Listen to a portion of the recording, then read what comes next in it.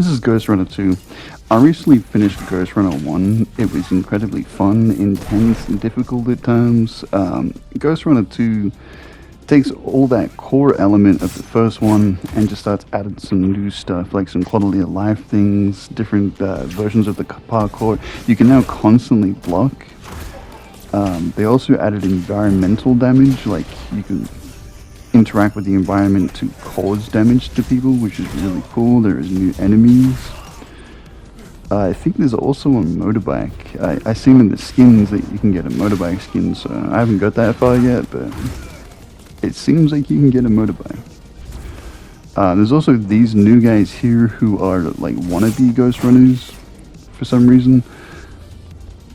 I wouldn't mind seeing another game of this, like Ghostrunner 3, or like just in the same verse, because there are different elements to this as well. Like there's these challenges you can do, but there's also like a home base, like a HQ that you can walk around and interact with people and stuff. And it got me thinking of like, this game would be pretty cool if it was in either a free roam world or something like that with that verse.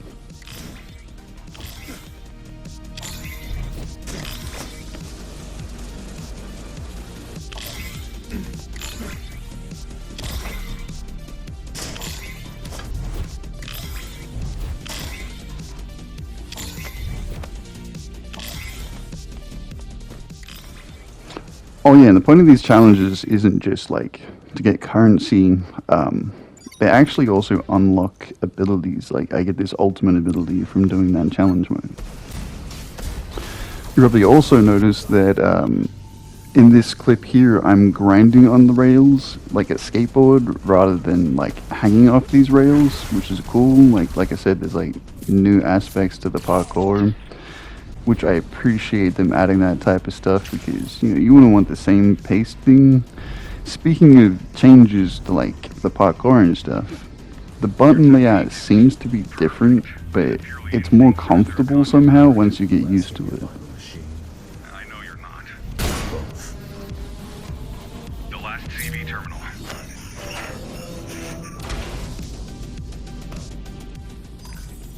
Oh yeah, they also kept this element from the first one where you go into this weird realm to do like hacking style stuff, but they made it more fun and a little bit more challenging, and it seems to serve more of a purpose than I could understand from the first one. Maybe if I played the first one again, I would fully grasp the point of why we were going into the cyberverse, but I wasn't really listening because I was a samurai that could dash around and dodge bullets. Good job, I guess. Let's wrap this shit up. The faster you're dealt with, the sooner I can get back to being fine here on my own. I also really loved the use of the Torii gates in this. I thought that was pretty cool. So this is the HQ, by the way. You can walk around here and talk to people that you meet. We just found this guy and a hacker lady in like the last mission. Not really sure what their job is, but I think she runs simulations for you, and she's like kind of like a net runner, I guess. I'll be back to check in on you then. I don't really know. There's also this machine that you come to and you can purchase upgrades from. This is the point of getting points. The better you do in missions, the more points you get, the more you can get this stuff. But you also have to unlock extra slots by collecting these purple things. This guy's office is pretty cool. You see the boss from the last game over there with dots in his head. It's kind of funny. And then the background's got this really cool dystopian cyberpunk era where like there's just floating cars and stuff and weird towers, and this is kind of the city you're traversing in, but things are living here.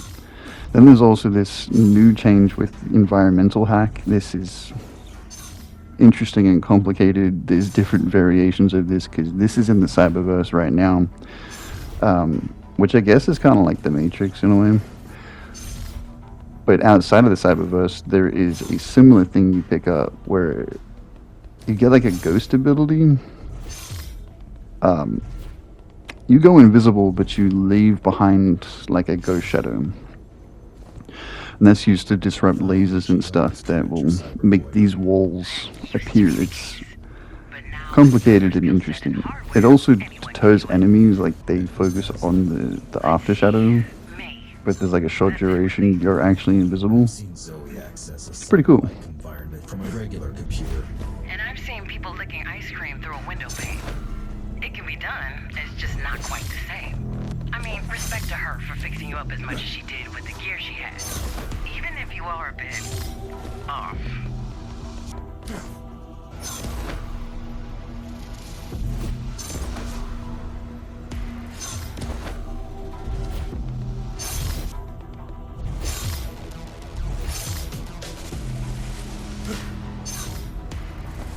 I'm done. Congrats. Back to the real world.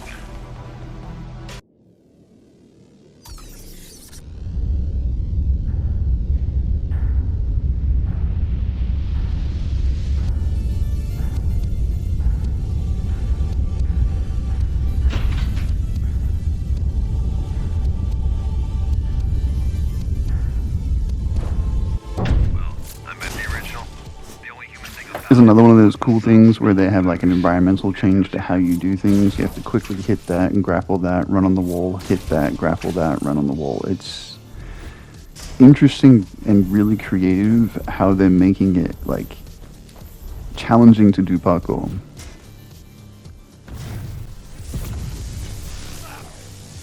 Oh yeah, this is that ultimate that I picked up from the challenge. Pretty cool. I'm the foundation. I am the architect. And this is where you get that shinobi ghost after image thing. You have to put it onto the laser, cancel the laser to open up the other place. It's really fun and satisfying, but I imagine later on in the game this is going to get difficult because I almost died right here. As you see, I completely missed that thing because there's just too many buttons going on at once, but that's part of the fun of the challenge of it. And here, the enemies don't even get to see you when you're invisible. It's great. They also seem to, I don't know, like the old game, they had like really complicated combat setups like this, but like nothing like this. With the range of new enemies and new abilities, I don't know, dude, it's very satisfying. I can't wait to unlock the motorbike. Also, like, the robots are more manageable, because I found myself in the old game, like, waiting for a very long time to build my ability up, just so I can get rid of a robot sometimes. That's probably my issue. Anyway, this game's great.